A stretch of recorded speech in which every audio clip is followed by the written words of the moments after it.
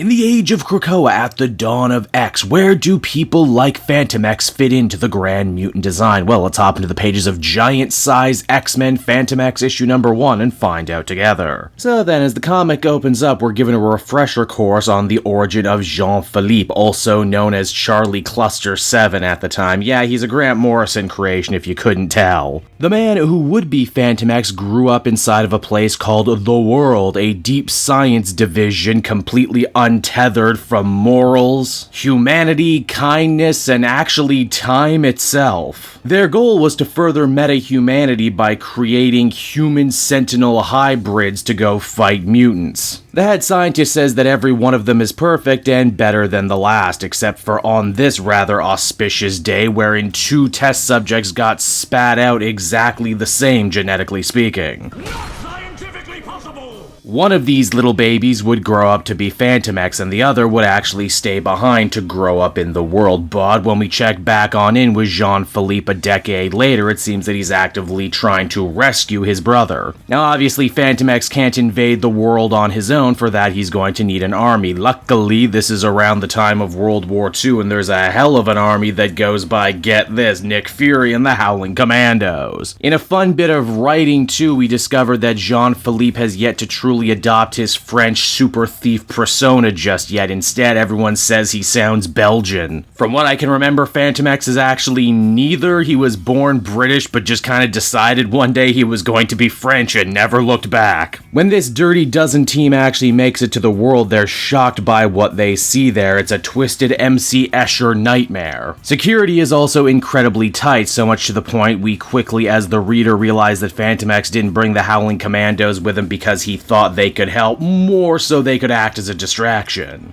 Now, when Phantomex does manage to find his brother, who again is his genetic equal in every single way that counts, he actually hasn't aged that much at all. He's still a kid. Jean-Philippe wants to take this kid with him. After all, he's his clone. He's basically one of those there but for the grace go I sort of creations, but the kid, who never really gets a name in this story, doesn't want to leave. Phantomex chops this up to a he just doesn't want to leave now sort of scenario, and as such attempts to invade the world once again a decade later, this time helped out by the Hellfire Club. These frilly stuff shirts we discover only agree to help Phantomex on the condition that they get to plunder anything they want from the world. Too bad for them, it's grown even crazier since the last time they were there. Filled with even more odd, twisted creations that totally look like something out of a 60s fever dream. In fact, I'm pretty sure I saw a couple Scooby-Doo monsters running around. Another fun thing of note too is that Phantomex keeps updating his costume too every time we see him, and he basically goes through everyone we know him to have had. Once again though, when Jean-Philippe finds his clone brother, he doesn't want to leave. He's older now, closer to Phantomex himself, but says that he wants to stay, that he's taking care of the children within the world. Again, is he talking about children literally or figuratively? We just don't know. Flash forward another decade and Phantomex figures third time will be the charm. He wanted the Avengers to help him out this time. The only problem is that at this point in time, the Avengers roster, it kinda sucks, as it often does. So instead, he decided to gather a group of counterculture heroes called the Humungonauts. And oh, they're a fine group of weirdos and outsiders making their first appearance right now. Personally, I'm a big fan of Mohawk Person. As you might have guessed, these no-name heroes are totally out of their depth and end up getting killed almost the second they step foot inside the world, cursing Phantomex with their dying breaths. When that all ended up being a bust, Phantomex decided to wait yet another decade to try and rescue his clone brother, this time though with the help of the Morrison-era X-Men. Though he only really manages to reveal himself to a drunk Cyclops as well as Wolverine. If I do recall, when he did first appear, it was a story with Jean, but I could be remembering this all wrong.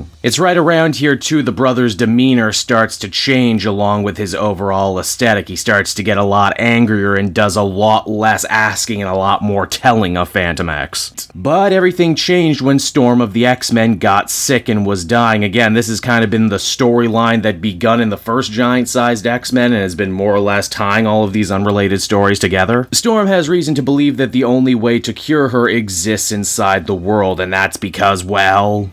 Yes, science! bitch! And so once again, Phantomex is asked to lead an expedition into the world. Obviously, he gets something out of the deal, the X-Men get something out of the deal too. And the comic ends with us once again being shown just how much the world has changed in the interceding time, becoming even more chaotic than before. And so that was giant-sized X-Men Phantomex issue number 1, and overall I enjoyed it. Visually, it was a treat for the eyes, really creative, with pages being super creatively laid out and just, covered with so many different images. I'm sure I didn't get it all in the first try. They even do some interesting bits with you having to turn the page upside down to read a couple bubbles. It's also interesting too, in the grander scheme of the Hickman Dawn of X stories, to see where characters like Phantomex stand in this new Krakoan era when we stop and consider that even though he's been on a ton of mutant teams, he himself is not a mutant. And because of that, he's not allowed on Krakoa and really just sits around until he's called. Now, whether or not that particularly makes him feel good or bad isn't necessarily explored here in this issue, but it's definitely something to think on. We also have a potential new villain too in his nameless brother, who, maybe he'll actually come back and start causing trouble in the main Hickman X-Men book, or he could possibly be the final boss for this overarching giant-sized series. Overall, I'd feel comfortable giving this one an 8 out of 10. It was certainly like nothing else I read this week, and it's definitely going to stick with me for a while, which is more than I can say for a lot of weekly comics.